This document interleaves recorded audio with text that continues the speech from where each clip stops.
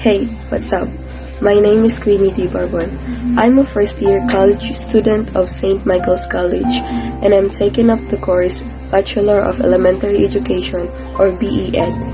This video will be for the submission of the Readings in Philippine History final project. So today, I will be talking about the June 12, 1898 Declaration of the Philippine Independence. The Declaration of the Philippine Independence was first written by Ambrosio Rianzares Bautista, or also known as Don Bosyong, and it was later translated by Sulpicio Guevara, which is an author born on year 1904. On June 12, 1898, the Philippine Declaration of Independence was proclaimed in Cavite el Viejo, or the Kawit Cavite. Filipino revolutionary forces under General Emilio Aguinaldo proclaimed the sovereignty and independence of the Philippine Islands from the colonial rule of Spain. So when you go back to the history, in 1896, the Philippine Revolution began. Eventually, the Spanish signed an agreement with the revolutionaries. Emilio Aguinaldo went into exile in Hong Kong at the outbreak of the Spanish-American War. Commodore George Dewey sailed from Hong Kong to Manila Bay, leading a squadron of U.S. Navy ships. On May 1, 1898, the United States defeated the Spanish in the Battle of Manila Bay. The U.S. Navy transported Aguinaldo back to the Philippines. The independence was proclaimed on June 12, 1898, between 4 and 5 in the afternoon in Cavite at the ancestral home of General Emilio Aguinaldo. The event saw the unfurling of the national flag of the Philippines made in Hong Kong by Marcela Agoncillo, Lorenza Agoncillo, and Delfina Herbosa. During the Philippine Independence Declaration, there was also this performance which was called the Marcha Filipina Magdalo as the national anthem, which is now known as the Lupang Hinirang, which was composed by Julian Felipe and played by the San Francisco de Malabon Marching Band.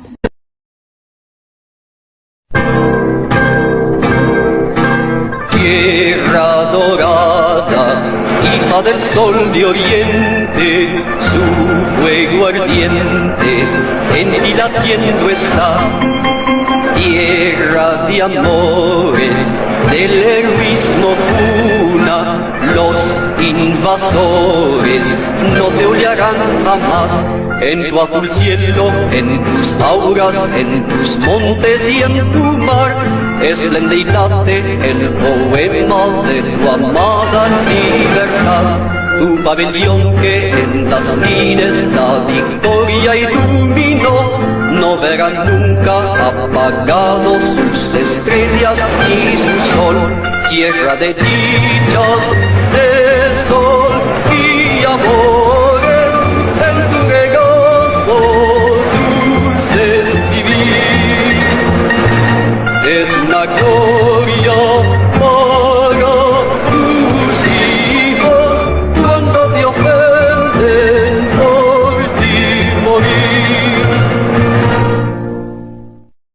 The Act of Declaration of Independence was prepared, written, and read by Ambrosio Rianzares Bautista in Spanish.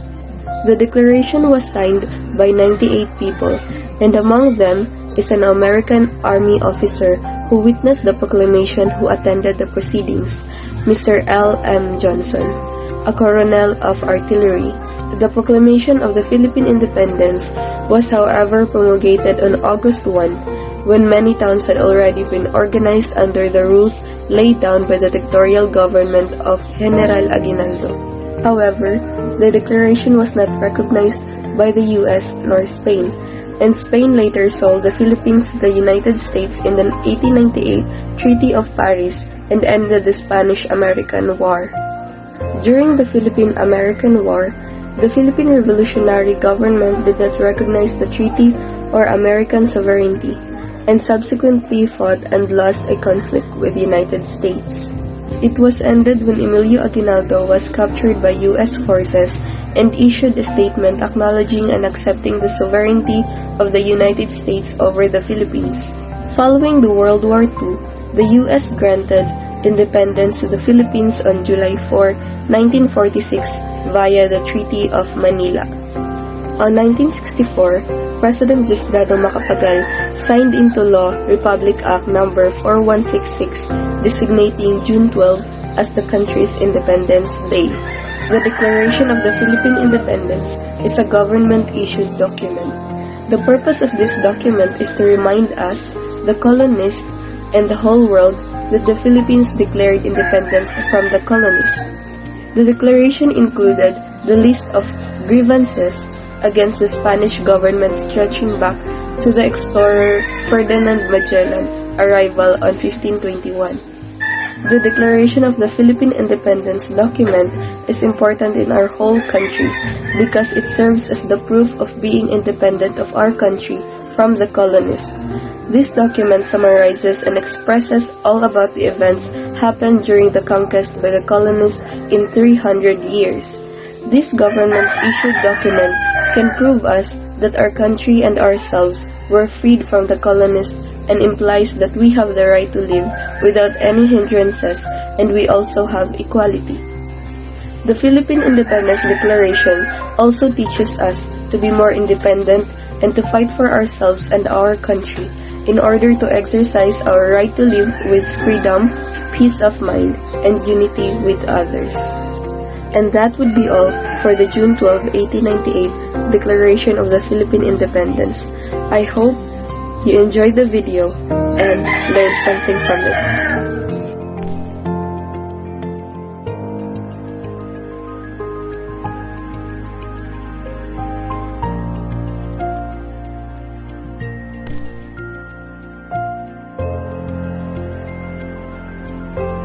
I am authorized and directed by the President of the United States to proclaim the independence of the Philippines as a separate and self-governing nation.